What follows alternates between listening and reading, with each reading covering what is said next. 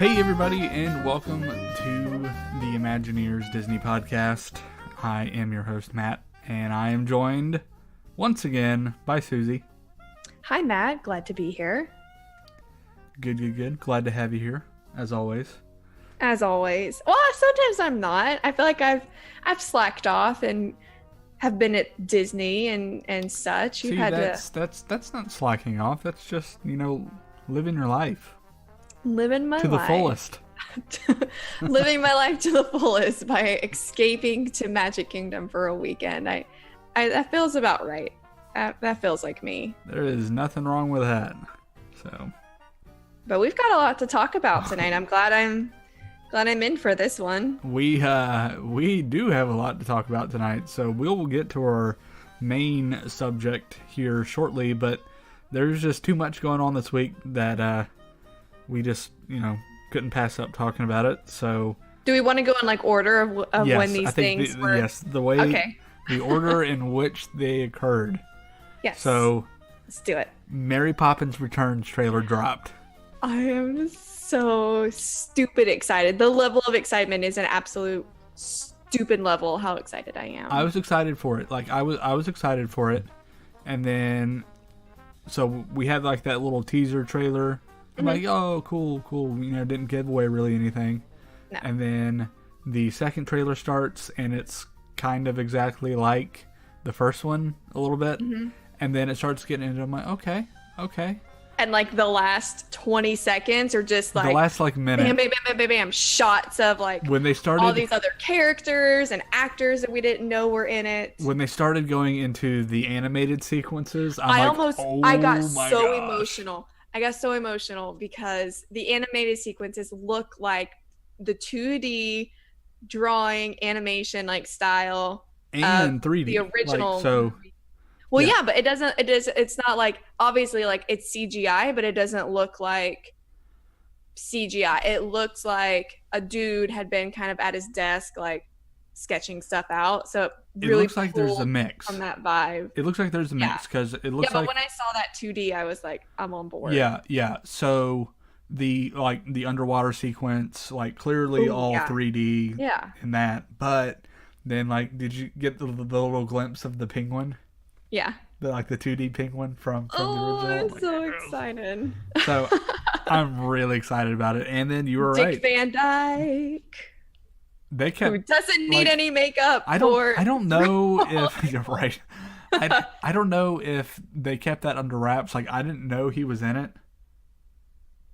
I don't know if I when you see something I knew that, but you don't remember actually finding out. I don't remember if they said he was fully going to have a cameo. Yeah, or if it was just kind of assumed that he was going to do something. And I mean, he's still very active. He goes around and he does some touring, and he gets around better at this age than at most the age now that I get around right now. He dances way better than I ever will. Yeah, but Meryl Streep, and Colin Firth, yes, and Angela Lansbury. I'm very excited. When I heard her voice, right? When I heard her voice, yeah. I'm like, all the feels. All of the feels. So that comes out this December. Yes, December 19th, I believe. Yes, so. I cannot wait. That'll be really good. There's always a little bit of nervousness when something very classic comes back and they are adding to that story. If you don't know, Mary Poppins is based on a book. If you haven't seen Saving Mr. Banks, go watch it right now. Where have you been? Well, after the podcast, that movie of course. is. Oh yeah, please let us continue and then go watch. But it's a great movie. And there's several books actually in the Mary Poppins, I guess, series, you would say. So they could definitely have a lot of material and different things that they could pull from, not necessarily following the book line by line, but just for inspiration. So they're not really running short on ideas there. P.L. Travers was a piece of work, let me tell you.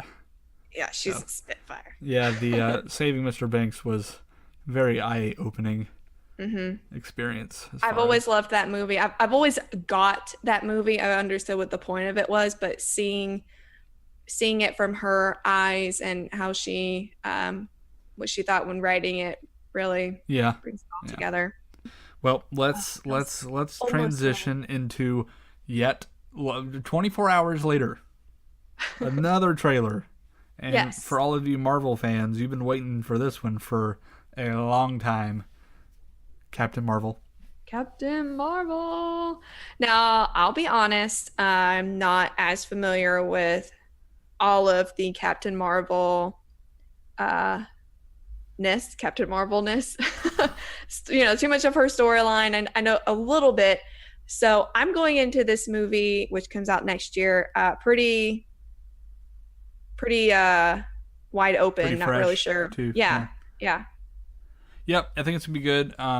One, it's going to be our very first standalone movie with a female character.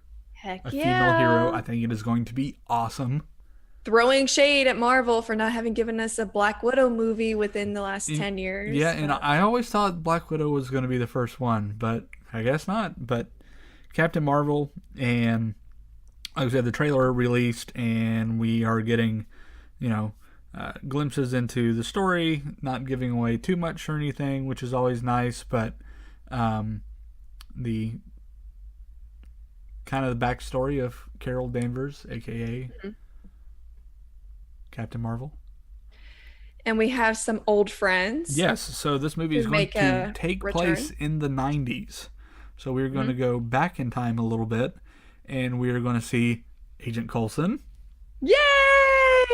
Yeah, never mind. I'm not even going to get into Agents of S.H.I.E.L.D. Yay, Coulson! Coulson's going to be back. And then a very young Samuel L. Jackson. With both of his eyes. Nick Fury. Before the eye patch. Yeah.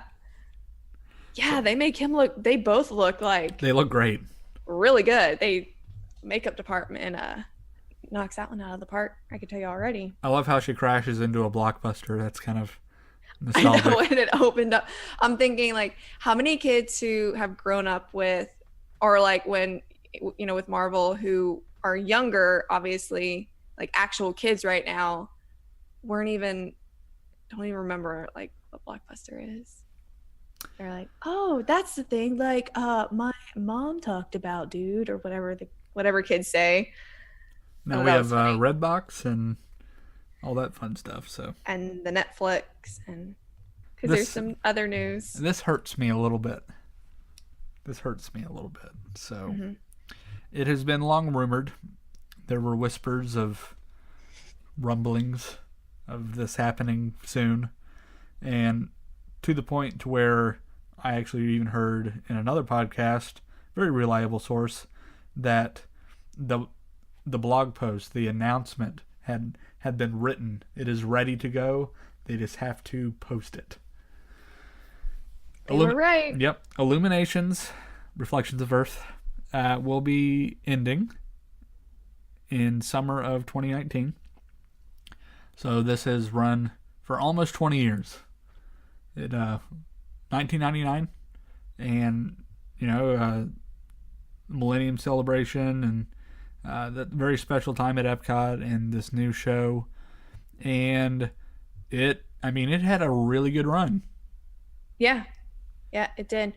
I'm excited to see what they'll bring in next. They've really been stepping up the nighttime show game consistently, even when they just do little special things for we've talked about the Not So Scary Halloween, and just anytime they do anything, it's always getting a little nudge in a really cool new direction, adding different elements. So I'm sure that this, especially with Epcot being the kind of futuristic technology park, it'll be something really, really cool. So I'm sad too. It wasn't my favorite show, but just out of that long run that it's had, it'll be missed. R.I.P. Almost R.I.P. Yeah, the I think the special effects, the fireworks, and then the fire barge, the lasers, they were nice, and they were very cutting edge when they were first released. The show won awards and stuff, but I think 20 years for any show is going to be really long. That is a long time. the show was showing its age. But I'm telling you, what will live forever, that music. Yes. Oh my gosh. It makes you just, it's, I don't know. It's a really happy, like moving. I actually had a friend who went and saw it one time and was like, I don't know, she was really into the show and she's like clapping and giddy and she's like, wow, like she's really into it her first time seeing it. And I'm like, this was just a couple years ago. And I'm like, okay, like it's a really good show, but like she was really into it. So I could see, people have a special place in their heart for it, but you're right. The age was the music for me is what I will miss the most. I mean, it's such a wonderful score, and it's so different from every other Disney show, I guess, with the exception of Rivers of Light, because that's all kind of like original music now. But it's not your typical, it's not like a mashup of Disney songs, right? It's original music and with a message. Yes, the finale is so good. Do you ever wonder though, we've been going through a kind of a big transition the last few years at Walt Disney World. Obviously Disneyland too, with all these different construction and everything, but in terms of nighttime shows, like 20 years from now, when whatever is replacing IllumiNations gets replaced, or however many years later, we're going to be saying, oh, I remember when such and such aired. And by then, we'll be the most popular podcast in the world. Of course. We'll have the most views and listens of anything of all time. Hopefully. And everyone will be saying, I remember when Matt and Susie. But you know what I mean? Like, it's these things that are like... Y'all got to start somewhere, right? Yeah, but like what's going to happen this next show and however many years is going to show its age, and then something else comes. And it's interesting to think about that, now we're going to be like the first ones to see and remember this new show. So we'll have new memories, new scores to miss at some point. All I ask is that Magic Kingdom just get a nighttime parade back. Is it too much to ask? I like having no nighttime parade What? Because it's so crowded enough as it is, But waiting for fireworks and stuff. I think... I don't know, because maybe lines would shorten up if people went to go watch the parade. I don't know. All I know is... Well, and, sometimes... I mean, were you a fan of Main Street Electrical? The first 57 times I saw it. Well... Yes, but like, I don't know. It's not something that I have to go see every time. I think if Magic Kingdom, and I hope this happens, if they get a parade that is as good as Paint the Night is over in Disneyland, I think you will change your mind. All right, well. But I think you're right. They do have a crowd problem. It's just Happily Ever After is just such a popular show, and it's so crowded every night. Typically, it's still fairly new. Yeah, I mean it's only been out for a little over a year now. It was last summer. So there's still a large number of people who haven't seen it. But anyway, so IllumiNations, get those last couple of views in while you can. So memories. New show is coming out next summer. I've heard that the score is already scored, orchestrated, recorded. And they're just doing some tests and stuff, and I even hear rumor of possible drones, maybe like drones doing in what? the show, like lifting up people. No. Doing well. I don't know if you remember the drones over at Disney Springs at Christmas. Yes. Where they did the formations. And then okay. I'm sorry. I thought okay, so the drones are going to be doing I was thinking like they're using drones to do stuff like for the lighting instead of like shooting it off of buildings or something. I wasn't even thinking about like drones dancing in the sky. We don't know for sure any details, but we'll let you know though. There's lots of rumors floating around, but we'll just have to wait and see. A little less than a year from now. And so be sure to go see IllumiNations one last time. I think the Christmas tag is going to be a good time to go see it again, because like with Christmas and 4th of July you get those extra tags at the end of the Illumination show, so both of those times are going to be great to go see it one last time. So you should go check that out. So sad. Anyway. But you know what's not sad? What isn't sad? What we're about to talk about. Our main topic for this evening. Just a couple weeks ago, I was down at Walt Disney World with my wife. Got down for a couple days just to relax and stuff. And we stayed over at Animal Kingdom Lodge. So we're going to have a little review of Animal Kingdom Lodge and the majority of the things that you can experience and take part in at the resort, and why it's a really great option for you to choose for your next stay at Walt Disney World. So, Susie, you've never stayed there before, but you've been in the resort, right? Yeah, I've never stayed there. And I think this was your first time staying there, correct? Correct. This was my first time staying at the resort. Yeah, so I've never stayed there as a guest, but I have been over there several times because it is just such a super cool place to check out.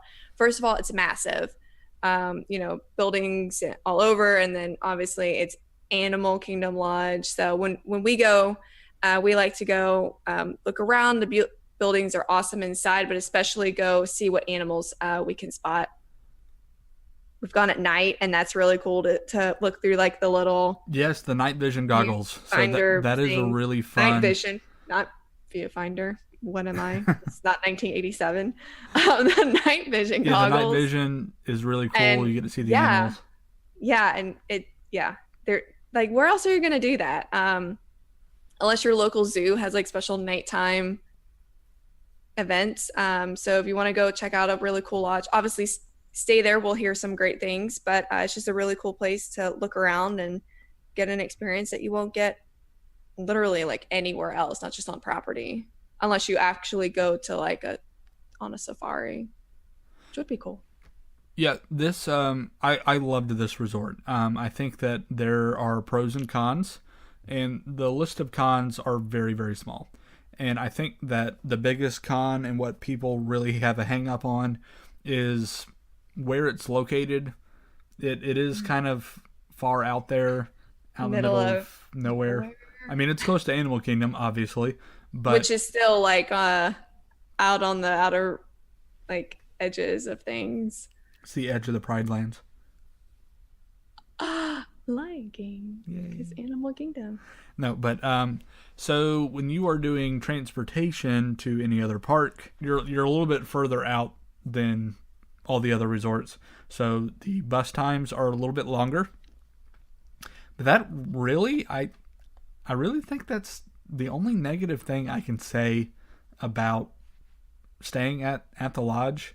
And if that doesn't bother you, and it really doesn't bother me, it's not a big deal. The pros far outweigh the cons staying at this resort. So one, it's a beautiful resort. The lobby is humongous. It's breathtaking. Breathtaking is a wonderful word to describe it, especially at Christmas time when they throw up that tree in there. So it's a very tall ceiling. So I mean, it's like humongous. It's very similar, and I don't know if it's a direct mirror of Wilderness Lodge, but I mean, they almost look identical in a way. So you have that same layout, come in, giant ceilings, different things on the side. Yeah. So humongous ceiling, so super tall. The color palette inside the lobby and throughout the whole resort itself, very warm tones, lots of earth tones, lots of wood. So it's very cozy. It feels nice. It's warm. It's inviting.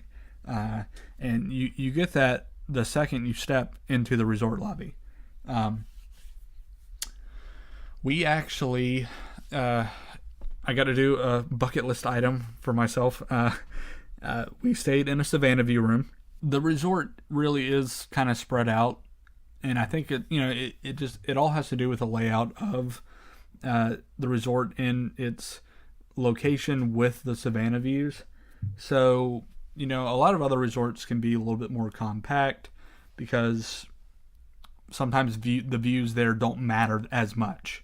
Mm-hmm. when you're doing the Savanna views, I mean, you're wrapped around, so there's just a little bit more distance to travel sometimes when you're actually getting to your room.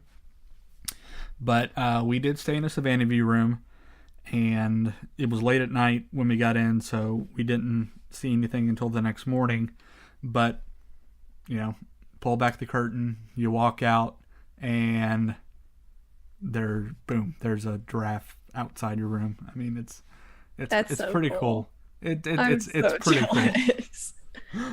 So I'll have to post a couple pictures in the show notes, but yeah, I mean, incredible views for the Savanna View rooms, and some areas are going to have different animals, but we had some giraffes. There were some other horned animals. I can't name off the top of my head, but I mean, everybody knows what a giraffe is. Someone needs to take notes the next time he rides Yeah. safari. I know. Just kidding. So, I almost said they were the scimitars, but these were like more the curved horns and not the straight ones. So, but yes. So, if you love animals and you're an animal lover, do the Savanna View room. I mean, it is a little bit more, but it is so worth it. It is. Okay, so I've stayed at Grand Floridian, Polynesian, Contemporary. Polynesian, still my favorite resort. And I've stayed at Grand Floridian once, and we had a nice room. It was a nice view. But I almost put this over The Grand Floridian? Yeah. I mean, just from your experience. So, Well, I was gonna say, I think I could understand that because while Grand Floridian is like, the Cadillac yes. of which by the way, Cadillacs aren't even that, whatever. It's a phrase. The Cadillac of Disney hotels. It's like when you want to stay at a nice resort and splurge, that's what you think of, or Contemporary, but mostly Grand Floridian. But you can find really nice hotels with just in general views places. Now, it's not a view of like, Cinderella's castle, but you're gonna be really hard pressed to find a resort or a hotel like anywhere where you can wake up and be like, hey honey, the giraffes are by the balcony. Like where do you get that? Like that's too unique to be able to really have hardly anything above it, I would think. Yeah, there's not a whole lot of things that I would put above this, just because of I think it's just everything that you can experience at the resort. So the room's phenomenal, the view's phenomenal. In addition to that, there are so many like cultural things that you can experience at the resort, especially for kids. So, a lot of the cast members that work at the resort are from Africa. And like they had a guy that was doing wood carving out in the lobby. They did like a drum circle, and they were playing drums in the middle of the lobby. Cool. And just playing music, and getting guests involved. So it's just that whole atmosphere and that whole vibe was just really authentic. That's the word I can use, authentic. So other stuff in terms of if we're not really good at like drumming and carving, like I guess they have a pool and so they and do stuff, right? they do have a pool, and it is currently closed. Oh, okay. So you didn't go. We did not go to the pool. They are renovating the pool, making some enhancements to that, but yeah, it was like completely drained. So during this time, you're actually able to go over to Kidani Village, which is the DVC portion of Animal Kingdom Lodge, and you can actually use the pool there. So, oh, okay. If you're staying at the lodge, you can do that.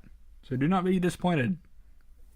If you want to go to the pool, you can. It's just there is a little ways up the path. And I'm very interested in this.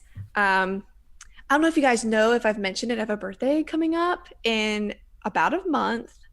I'm so excited because we're going to Disney and we're going to have dinner at Boma's. Yes. At Animal Kingdom Lodge. I've never been there to eat. I love buffets. I've read the menu. It's one of the most like vegetarian friendly menus. So members of my party are very excited about that. But what other dining options do they have at Animal Kingdom Lodge? Well, let's talk about Boma real quick. So Boma is the buffet, and if you were a buffet fan, like I know we recently just talked about Beer Garden and how much I like it. This is like it's a toss up for me. Like this is equal to that, I think, in experience. Just because the menu is so unique. So Well, it's huge. Like it is humongous. if you compare it to something like Crystal Palace or other buffets, I would say this is like over twice as much food, twice as many food options. Right. So breakfast, like I said, all of this is buffet. So you have fruit, and they have like a spinach quinoa salad. So there's your nice vegetarian option. Smoked salmon. There's a cheese selection. Then as far as your entrees, you have omelets, French toast, bread pudding, waffles. I love that bread pudding is Oatmeal. considered an entree. Like Pancakes, dessert for oak grilled asparagus and tomatoes, and they also have a hand carved meat section. So if you like ham, at like breakfast. yes, oh yes, Dang. We're So- going for dinner. so they'll carve the ham right there for you at breakfast. So That sounds really good. their press pot with the Kenyan coffee is also very good if you are a coffee lover. So check that out. And I know another popular drink is the coconut elixir. It's coconut water with pineapple and cranberry juice. So that's a nice little breakfast good. drink. But Yeah. then yes, so for the dinner thing, and this is where it gets really fun. I can't wait. If you're going to spend money on it, do dinner. Breakfast is nice, but dinner is on a whole nother level. So first, I mean, they have so many soups. There's like a dozen soups and salads. Like I was reading that list and it just every one of them sounds absolutely incredible. I'm a huge fan of butternut squash. The butternut squash Me soup. too. By the way, this is not an endorsement for Panera Bread, but I went to Panera after work today for a meeting, and the autumn squash soup is back already, even though it's still 95 degrees here in Florida. So we can pretend it's fall. But yeah, no, I love any type of squash, and I love soup. So They they have a oxtail stew. I'll just double up on my butternut squash. No oxtail? No. I don't know if I'll be brave enough for that, but what I'm excited for is like there's so many other options that are things that we're familiar with. There's mashed potatoes. There's like a mashed kind of sweet potato type thing, and different types of rice and meats. But The salad bar is huge too. I know I'm very excited about that. But like African spices and flavors and like I've never really explored that type of food before, but it all sounds incredible, and I like trying new things. And I think this is a really unique place where you get a little bit of stuff you're kind of used to, like that squash, and then next on the list is oxtail. Like where in the world can you get great food that you're comfortable with, and then also venture out in African flavors, which isn't the most common international ethnic type of food. Yeah, there's lots of down the road. there's lots of ethnic options. So like dishes that come from Africa. So like some of the entrees you have, I mean, right off the bat you have pap and chakalaka. Of course, yes. I don't know if you know what that is. I don't. I think I'll that's find out. that's gonna be vegetarian because pap is almost like a cornmeal, Okay. and then the chakalaka is like a vegetable relish. Ooh. So yeah, Okay. yeah, it's really nice. So yeah, See, give that a shot. I can't wait to explore. I'm going to eat so much food. But pork shoulder, spice crusted beef sirloin. I mean, Durban style roasted chicken. So you got those nice spices in it.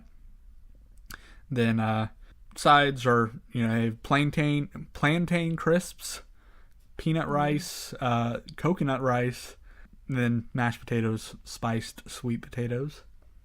And couscous.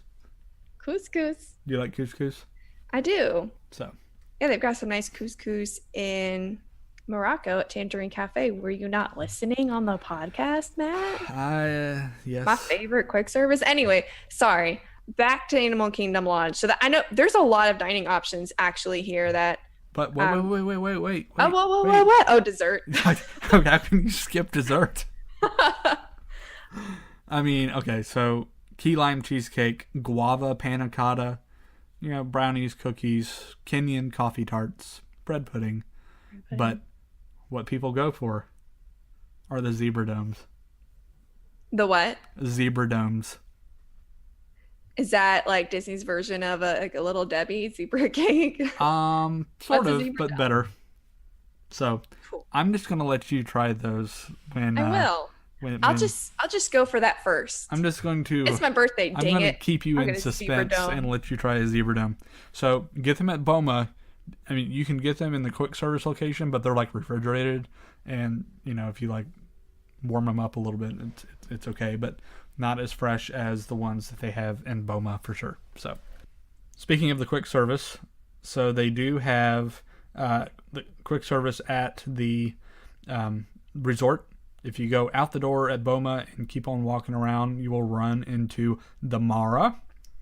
And they have breakfast, lunch, dinner, and a late night dining menu. So breakfast, it's your typical Disney breakfast, but since we're in Animal Kingdom Lodge, they do have a little bit of a twist on things. So you can get your bounty platter, which is kind of like your staple breakfast at a Disney resort with scrambled eggs, potatoes, bacon, sausage, but it comes with the pap and chakalaka also. Okay. And then, of course, the waffle. The Mickey waffle. So and then they have pastries, and then you can get cafe latte, you can get a cappuccino, and then they have a refrigerated section where you can get some extra items during the day. But that's the main entree section, the bounty platter, and then you can get a croissant with either bacon or sausage. Lunch and dinner, you can get, Black Angus cheeseburger, you can get chicken flatbread, some of the highlights for the dinner menu, you can get an oak-fired rotisserie chicken dinner, which is nice. So, typical quick service prices, like the chicken dinner is going to be $13.99. The chicken flatbread is going to be $10.49. Those are really good prices. Mm-hmm. And then they will have plenty of kids options as well. They have a green salad with chicken, a turkey sandwich, chicken nuggets, cheeseburgers, and then desserts. Like we said, you can get the zebra cupcakes. They have a peanut butter brownie and chocolate croissant, no sugar added lemon berry pound cake. So there are plenty of options. This is a great quick service option inside the resort, and you will not go away hungry or without a zebra dome. Yeah, if you want. I would be remiss if I left this place out. So it's not in the Jumbo House, the main house. It's actually over at Kidani Village, the DVC wing of Animal Kingdom. And it is Sanaa. And if you were going to go for anything, go for the bread service. It is an Indian style bread service, and it'll blow your mind. So they bring out like 6 different flatbreads, and then you have 9 sauces, dips to put it in, ranging from like not hot, like very sweet-ish, to hot. And so I'm not a huge, like, I don't eat spicy things that are just spicy for the sake of being spicy. Right, because then you don't taste any, you don't get any flavor. Yeah. These are spicy for the sake of flavor. Okay. So, and it's not like, it's not too much. It's not like you're a grown person in a nice restaurant and you're asking your waiter for like a cup of milk because your I don't think it was spirit is that going to bad. be So I too mean, yeah, I mean there is some heat to taxing. it, but it's so good. It's so good. Um, so there are really two are really spicy. The other ones are mildly spicy, and then down to like almost no heat at all with like the mango. There's like a mango salsa that they do. So absolutely delicious. If you can snag a reservation for Sanaa, it's usually not that difficult. Go grab like a lunch if you're not in a big hurry. If you don't want to eat too much, go sit down, have the appetizer. I think it was like $16 for the bread service, with the full bread service with all the 9 sauces that come with it, and yeah, it's phenomenal. I cannot recommend it enough. Orders the bread service and then gets like the least expensive other thing on the menu because you're like Well, we did basically there for the bread service. basically. I mean, what we did, we actually went this weekend that we were there. We did snag a reservation. We went for the bread service, obviously, and then we just got something else to kind of like tie us over. We did the lamb skewers. They were delicious. So Is there any entertainment at the restaurants? no, not really. Oh, Now, when you're at Boma, sometimes like in the guest area, those people, the cast members with the drums, will hmm actually come out and kind of do something there. But okay. typically, no. Um, then so that's Sanaa. That's what I would go for, the bread service. But the crown jewel of the resort, as far as dining goes, has to go to Jico. Uh, Jico is a signature restaurant, so this is one of the 2 table service credit restaurants at Walt Disney World, but it is phenomenal. I ate there. It's almost been 2 years. 2 years ago. But Jico, it is Swahili for the cooking place. So they take that community cooking environment and just kind of place it inside the restaurant. So there's like an open like oven like in the center of the restaurant. But I mean, you're going to get a lot of African inspired dishes. They hmm have uh, this is only for dinner, so they are only open for dinner, and it is going to be one of the best dinners you've ever had, I promise. North African spice scallops. They have Berkshire pork tenderloin, and then they have a Jico salad, which I actually had. Wonderful. It's greens from the land over at Epcot. Cool. Then it has stone fruit, pistachio, grilled halloumi cheese, apricot ginger dressing. It's a really nice salad. Wow. And I will mention that this restaurant is also seasonal, so you're going to see a rotating list of dishes. And like some of the ones I'm looking at now are not the ones that we had when we went. Hmm. So that's nice having a different experience every time you go. Yeah.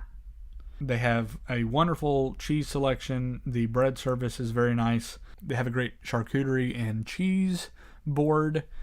We actually had that, and that was great. Then the entrees are phenomenal. I think probably the most popular one on the menu is going to be the oak grilled filet mignon, and it comes with spiced pole beans, lemon puree, and a South African red wine sauce. And then lots of seafood. So there's going to be a sustainable fish. They have a seafood curry. They also do have a Wagyu strip loin. So that is going to be excellent as well. And that actually comes with macaroni and cheese, Brussels Oh, sprouts. all about that then. Well, their macaroni and cheese is so good. Like, get it. In fact, what I actually did when I had the fillet the last time I was there, and I got the mac and cheese instead of some of the extra sides. So, really good. Can't go wrong with mac and cheese ever. And then you can actually get what are called enhancements to your dinner. So for an extra charge, you can. So if you get like the steak, you get the fillet. You can add scallops. for $17.